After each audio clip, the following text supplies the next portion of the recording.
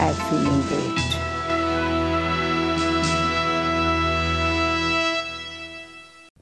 On behalf of Godlywood Studios, I welcome all of you across the globe to the light of knowledge. Really, to live our lives well, we need some light of knowledge. We have with us in our studios today Sister Elena from Russia. I welcome you, Sister. Om Shanti. Om Shanti. Knowledge really helps a person to live their lives well, to live their lives happily. We all know about it. But still, there are certain things where there's a very thin line, and sometimes it gets very confusing whether, we are on the right path or not. For example, many times it's hard to differentiate between ego and self-respect. So could you shed some light on, how do we know whether what we are saying is self-respect or is it a sign of ego?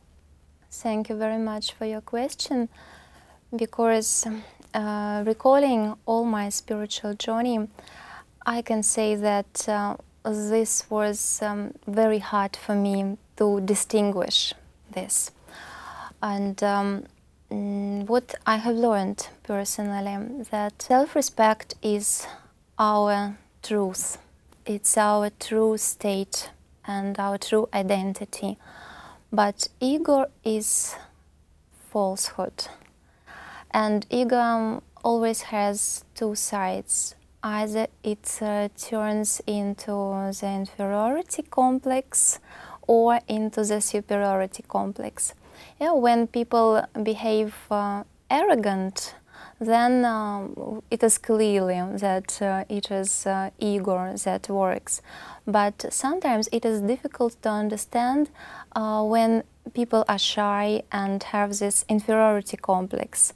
It is difficult to believe that it is also ego that is working in that case. And it is actually like that. These are both opposite sides of ego. And I observed it in myself. For example, when I was afraid of taking responsibility, or when I felt oversensitive, then my inferiority complex worked. I thought that if I make a mistake, for example, and then I will be scolded, then it will hurt me even more. Then it is ego that doesn't want to be hurt, you see. And the other side of the ego is when we have done something and people appreciated it, then we feel I'm the best. Yeah, so confident, I'm the best, I'm a superstar, and now everybody should give me honor. Yes, this is already the other side. But what is wrong if you are good at your work and if somebody is appreciating you? What is wrong with that? If actually you're good at something, let's take an example. If I'm good at cooking, okay, I'm really good at baking, and if I bake a cake which comes out really nice and people are appreciating it and I feel happy about it, is that ego or is that self-esteem? What is it?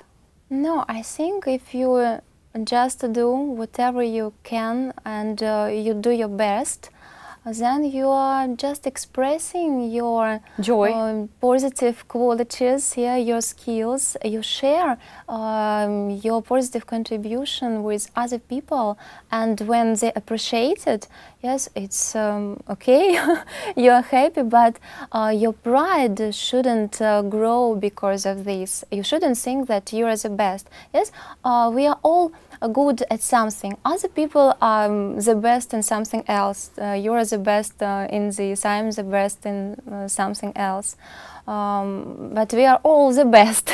But the problem comes, see sister, if I'm good at baking, and I bake a cake well most of the time, but one day if somebody makes a comment that you are a very bad cook, well then I feel that my world is completely shattered. Now is that ego Yes, yes. Ego is always hurt. Yeah, and what I feel that every time when I feel that hurt, then my ego works. So is that true that every time when we feel hurt, actually the ego is getting hurt? Yes, it can be very hidden. You may not recognize it, that ego is working. But when I have self-respect, I know my strong sides very well, and I know my defects as well. And if somebody points out to my defects, I don't feel hurt because I know myself and I know that I'm working on it. Yeah. And if somebody praises me, then what's wrong? Okay, I know that these are my good sides. I let him praise, but I don't accept it, you know, like, so this is the end, I have reached everything. Not at all. But you know, we all have attachment to certain images. Like if I have an attachment to an image that I am a very good cook. So if somebody is to make a comment that you are a very bad pilot, it makes no difference to me, right? But if somebody says you're a very bad cook, that makes a difference to me. So are you trying to say that till the time we are getting hurt, we still have ego in us? That is why we are getting hurt? Yes, because if you have cooked so many times and everybody knows that you are a good cook, and maybe by chance you made something wrong, then okay, let it be. Maybe you were in a bad mood, yeah, or something went wrong, and the dish came out not to be very nice. So what? Someone's comment will not affect you if you have that positive experience of cooking nicely. You know, ego is also considered as one of the 5 vices. It is considered as a bad quality or a weakness of the soul. So, if we are able to conquer our ego, are you trying to say that we'll stop getting hurt after that? Yes, of course. So there won't be any hurt? No, any hurt at all. Because so what can hurt me if I'm without those thorns of ego or some other vices? If I'm just a soul, pure soul, that understands her beauty and true identity, then what can hurt me? Yeah, the soul. What is a soul? Soul is just light. Sparkle of living energy, and if I'm a soul, you're a soul, we are both lights, how can we hurt each other? True, very true. But really it's something to ponder about, that you know, every time we are getting hurt, it's actually our ego getting hurt, and ego is a weakness of the soul. It's not a virtue, but it's a weakness. I think that's really something to think about. Many people get angry, you know, with their spouses, with their family, and you know, maybe they have to leave after that. You know, they shout, they yell, but then they have to go back to work or whatever. Now the person who got angry has already left, but the person who got left behind starts to create hurt, and maybe the person who got angry has forgotten all about it, but the one who was shouted at keeps on hurting themselves, maybe for 1 day, for 2 days, their mood is upset, you know, they're feeling sad, they're feeling low energy. So who is to be blamed more? What is worse? Is anger worse, or is creating hurt worse? Both is worse. But what the spiritual knowledge teaches, and I have made this lesson very firm: don't give sorrow, don't accept sorrow. Yeah. So if it's easier for me not to give sorrow, but sometimes anyway I have to be rather strict, yeah, in order to protect myself, for example, from something. And in this case, I don't think that I give sorrow to someone. Yeah, I'm just protecting myself, and I need to be strict. But if somebody shouts at me, then What you Okay, do? it is his problem actually. Yes, I should feel mercy, yeah, for that person, because he is in such a state of mind that he can't accept some simple things, or maybe yes, he's just reflecting his own state of mind. Maybe he's experiencing some trouble, some problems. Yeah, and you see, the anger is just the obvious side, but we don't know what is going on inside. Yeah, the spiritual knowledge taught me to be understanding and just forgiving. Yeah. But don't you think that's easier said than done? If somebody is shouting at you and you know you are trying to be nice to that person, how do you do that? Where do you get that strength from? So I have some relatives who are like this, and it is the habit of a person just to shout and to be angry. And if I understand that this is just the habit of that person, you know, I don't take it serious. You don't take it seriously? Yes, frankly speaking. If I have realized that the person has this problem, maybe he doesn't want to be angry, but it comes naturally and he can't control it. Okay, I feel mercy, yeah. There are a lot of people who are also addicted, you know, not, I don't know about heavy drugs, but in our homes, many people are addicted to, say, smoking or alcohol.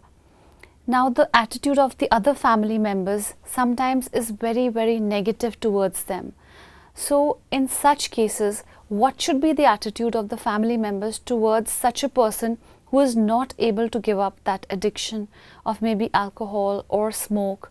What should be the attitude of the other family members? Of course, people want to help, and they try all possible means to save that person from further degradation and to help to heal him or her. But you see, when there is attachment in the heart, then you feel sorrow. Then you feel that this is my person, my relative, and how is it possible that he has such a problem, that he is addicted? But if we were doctors, for example, and not attached to those people, then we wouldn't feel sorrow, but we would help anyway. Right. With advice, with suggestions, recommendations, and with good feelings. But when we try to detach ourselves just in that sense that we don't feel our right over our relative.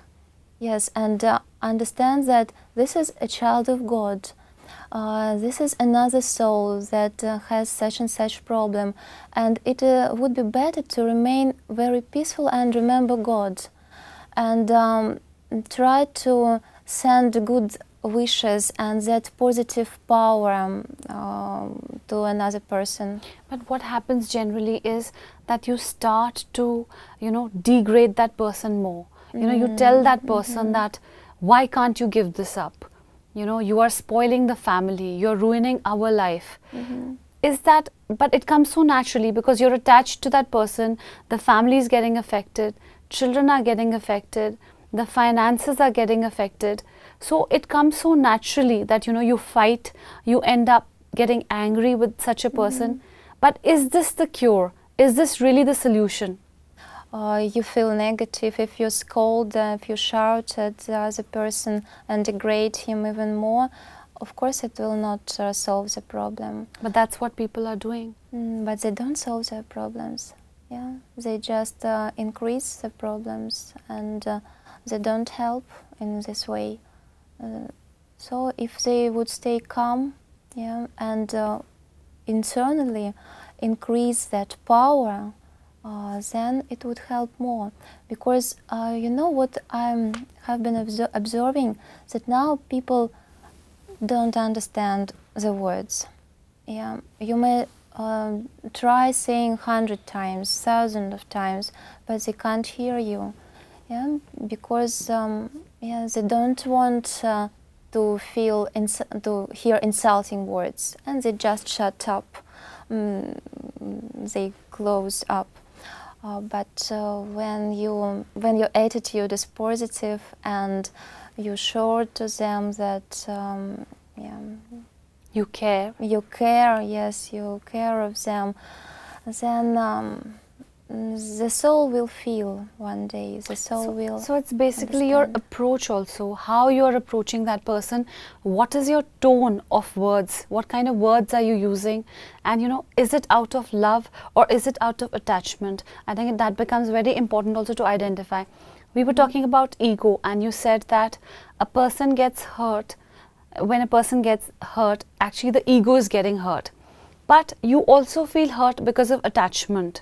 So is attachment also another form of ego?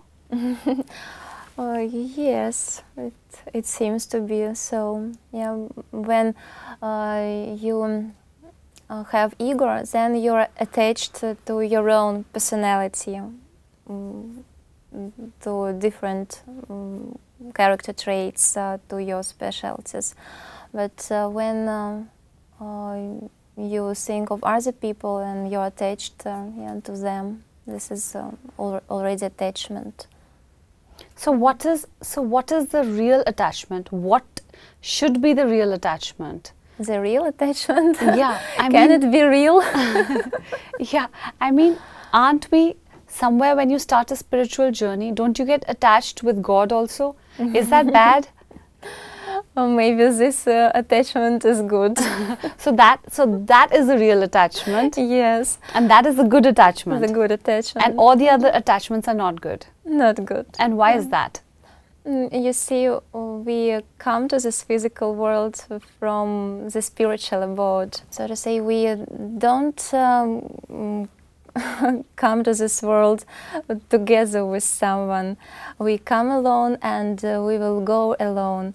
And all people that we meet on this journey are just our companions who play different roles. And until we are with them and they are with us, we should appreciate their company and enjoy, share love and care. But if we get attached to each other and think, oh, I will never be able to live without that person, or I have special rights over my son or my daughter, or over my husband, then it binds you into bondages, as if it deprives the other person of their own freedom. And freedom is the most precious gift of every soul. Yeah, we dream of freedom, we strive for freedom, we want to be free, but at the same time we want to have a very harmonious relationship with everyone. So how is that going to be possible? Because mostly, 99% of the cases, people very strongly feel that they have a right over their spouse, over their children, over their parents, over their job, over their personality, you know, and at the same time they want a harmonious relationship also. So how is it? Is this the root cause of all trouble in the relationships today? Perhaps. You see, we have both hands, yeah, both arms, two arms. And when these arms are separate from each other, we can do so many things. So many creative, wonderful things. But when we bind two hands together, what can we do? Very true. Nothing. And the same happens with relationships. If we allow others to be as they are, to develop as they want, and to make their own choices, then our relationship can be harmonious. So we appreciate each other, we cooperate with each other. In the family, yeah, you see, in the family, constant cooperation should go on. Yeah, if people are too attached or too detached, there can be a cooperation. So there has to be a balance somewhere, you're saying. Of course. But how do you let go? What is the light of knowledge for letting go? How do you let go of attachment? The real understanding is needed that no one can be my property. Yeah. I remember that I had a very strong feeling inside that as a soul I don't belong to anyone except God. Yeah, and He's the only one who has that right over me. And deep inside, I have always felt that there is someone who I belong to, and that is the Supreme. Of course, every soul can draw power from Him. Every soul can have a very loving relationship with the Supreme, and He gives us so much love and support that we can share these feelings with others without attachment. Yeah. You know, when somebody passes away, when somebody leaves their body and you go for a funeral, for some time you feel very detached with the whole world. You know, you feel, okay, we came here alone and we have to go back alone. But then when you go back home, it all goes back to square one, you know. Again, we become so engrossed in everyday activities. Again, we become so attached to each other. And somewhere, I think, so much of knowledge is required. So much of light of knowledge is required, really, for things to come back on track. So, I think it is the call of time now to acquire the knowledge, you know, to get, start this journey of spirituality. Otherwise, our own attachments and our own ego is, I think, slowly going to kill us.